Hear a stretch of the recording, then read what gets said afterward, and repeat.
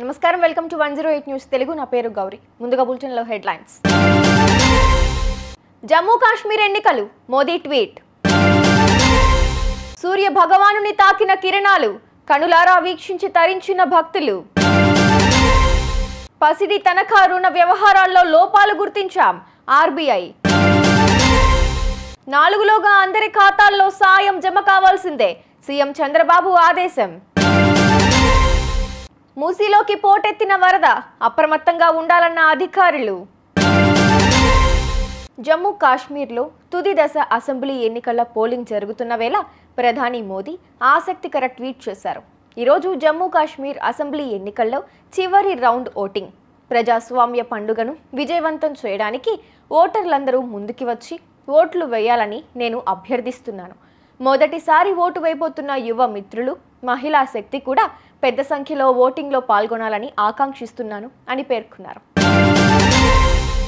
శ్రీకాకుళం జిల్లా అరసవల్లి సూర్యనారాయణ స్వామి మూల విరాట్ను భానుడి కిరణాలు మంగళవారం ఉదయం తాకాయి. ఉదయం 6:05 లేలేత సూర్య కిరణాలు ధ్వజ స్తంభం మీదుగా స్వామిని చేరాయి. ఈ సమయంలో మూల విరాట్ బంగారు ఛాయలో భక్తులకు దర్శనమిచ్చారు.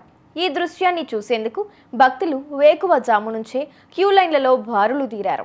తిరిగి రేపు స్వామివారి మూల విరాట్ను సూర్య కిరణాలు తాకనున్నట్లు ఆలయ ప్రధాన అర్చకులు శంకర శర్మ తెలిపారు. బంగారం తనఖా రుణాలిస్తున్న సంస్థలు అనేక అక్రమ పద్ధతులు అవలంబిస్తున్నట్లు గుర్తించామని ఆర్బీఐ వెల్లడించింది. సంస్థలు తమ విధానాలను, రుణ ఖాతాలను పునః సమీక్షించుకోవాలని ఆదేశించింది.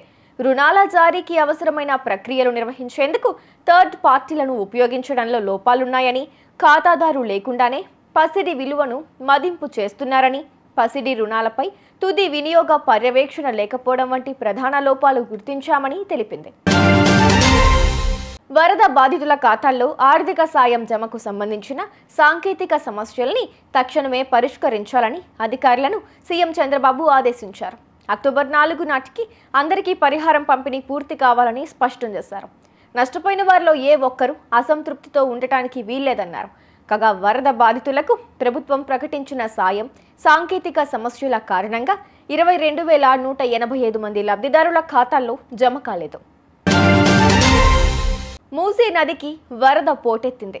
ఎగువ ప్రాంతాల నుంచి జంట జలాశయాలైన ఉస్మాన్ సాగర్, హిమాయత్ సాగర్కు భారీగా వరద నీరు చేరుతోంది.